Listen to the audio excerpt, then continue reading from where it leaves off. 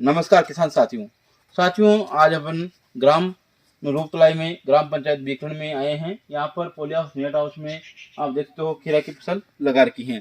किसान साथियों, इसी क्रम में आज अपन जानेंगे कि खीरा की फसल से अच्छी पैदावार कैसे लेवें। किसान साथियों, जब भी आप वैरायटी का सिलेक्शन करें तो उन्नत हाइब्रिड वैरायटी का सिलेक्शन करें। इसलिए साथियों, जैसे कि देख सकते हो इस फील्ड में जॉनसन वैरायटी का सिलेक्शन किया हुआ है, काफ़ी अच्छी फ्रूटिंग है। किसान साथियों, जब भी आप बीज लगाएं तो बीजू को अगर बीज उपचार नहीं है तो बीज उपचार जरूर करें। इसके लिए आप फंगिसाइड से उपचार कर सकते हैं, ट्राइकोडर्मा ओयल ले सकते हैं, या फिर मैंगोजेब काम में ले सकते हैं, कार्बोनाजिम काम में ले सकते हैं बीज उपचार में। किसान साथियों, जब भी आप खेत की तैयारी करें, अपनी पोली हाउस में बेडू की तैयारी करें, उसमें आप ट्राइकोडर्मा हाइड्रोजेनियम या ट्राइकोडर्मा विरिडी को जरूर काम में लेवें, ताकि साथियों आपको शुरुआती अवस्था में पौधों को जो फंगस की जनित बीमारियां होती है उससे आपको बचाव हो सके। किसान साथियों, देखते हो इसमें अभी कहीं कहीं पर डाउनी मिल्ड्यू रोग का प्रकोप देखने मिल रहा है। तो आप साथियों, इसमें मेटालेक्सिल 8% और मैंकोजेब 64% आता है। ये अलग अलग कंपनी का आती है, जैसे टाटा की बात करूँ तो टाटा मास्टर में आती हैं, वहीं रिडोमिल गोल्ड भी आती हैं। उसका स्प्रे आप इसमें डाउनी मिल्ड्यू रोग में कर सकते हैं। साथियों, जहाँ तक बात है कि खीरे की फसल डायरेक्ट खाई जाती है, इसलिए आप जहाँ तक हो सके जैविक खेती ही करें, इसमें ज़्यादा इंसेक्टिसाइड का स्प्रे ना करें। हो सके तो साथियों, अगर मच्छर का प्रकोप हो तो आप इसमें नीम ऑयल 1500 ppm काम में ले सकते हैं। इसके लिए आप लगभग 30 से 35 ml प्रति टंकी में नीम ऑयल को काम में ले सकते हैं।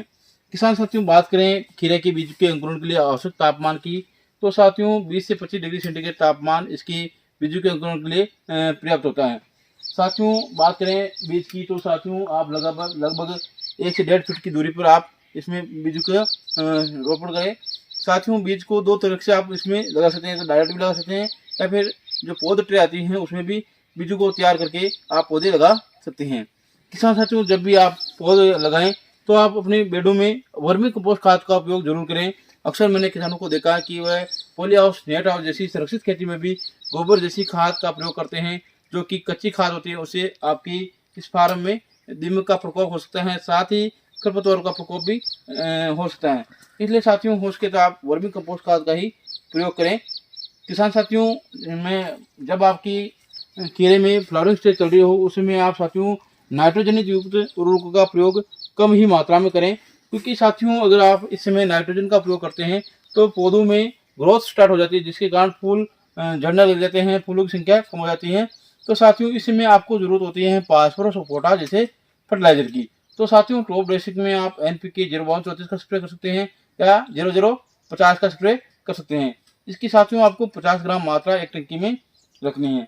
और साथियों, बात करें अगर आपके फल में थोड़े टेढ़े मेढ़े आकार आते हैं तो आप बोरोन का स्प्रे जरूर करें, क्योंकि साथियों खीरे की फसल में बोरोन की कमी होने के कारण इसके जो फल आएंगे वह विकृति आ जाएगी, टेढ़े मेढ़े हो जाएंगे, तो आपको मार्केट वैल्यू उतनी नहीं मिलेगी। तो आप NPK के साथ ही आप बोरोन का स्प्रे जरूर करें। किसान साथियों, इसके बाद मैं कहना चाहूँगा कि अगर आपकी खीरे की फसल में फूल झड़ने की समस्या आती है, बहुत सारे किसान कहते हैं कि उनकी जो फ्रूट कहते हैं फल सड़न रोग की समस्या आती है, तो आप उसके लिए फंगिसाइड का स्प्रे करें। इसके लिए आप UPL की साफ भी ले सकते हैं, उसमें कार्बोनाजिम 12% और मैंगोजेब 63% के आसपास आता है, तो उसका स्प्रे आप कर सकते हैं, या फिर रिडोमिल गोल्ड का स्प्रे कर सकते हैं, या फिर हेक्सागोनल फंगिसाइड का स्प्रे आप कर सकते हैं। इससे साथियों आपकी जो फल सड़ने की समस्या है वह नियंत्रण हो जाएगी। इसके अलावा अगर आपके केले की फसल में फल झड़ने की समस्या आती है या फूल झड़ने की समस्या आती है, तो आप बायर की प्लेनोफिक्स का काम में ले सकते हैं। साथियों, ये ग्रोथ हार्मोन है, इसे नेप्थलिक एसिडिक एसिड आता है, तो उससे आपकी फूल झड़ने की समस्या कम हो जाएगी। अब इसकी मात्रा की बात करें तो साथियों आपको जो नेप्थलिक एसिडिक एसिड आती है उसका आपको 4 ml एक टंकी में आपको मिलाना है। इसके अलावा साथियों, खीरे की फसल में जीवाणु जनित बीमारियों का प्रकोप भी कहीं कहीं पर देखने में मिलता है। तो साथियों, जब भी आप किसी भी इंसेक्टिसाइड का स्प्रे करें तो आप स्ट्रेप्टोसाइक्लिन आता है, उसको 4 ग्राम मात्रा आप एक टंकी में मिला करके आप उस इंसेक्टिसाइड के साथ में आप स्प्रे करें। इससे साथियों आपकी खीरे की फसल में जीवाणु जनित बीमारियों की रोकथाम हो जाएगी। इस प्रकार साथियों, आप कुछ बातों का ध्यान रख करके पोली हाउस नेट हाउस में खीरे की फसल से अच्छा मुनाफा ले सकते हैं। साथियों, ये थी खीरे की फसल में पोली हाउस में खीरे की खेती की जानकारी। साथियों, जय हिंद, जय भारत, जय किसान।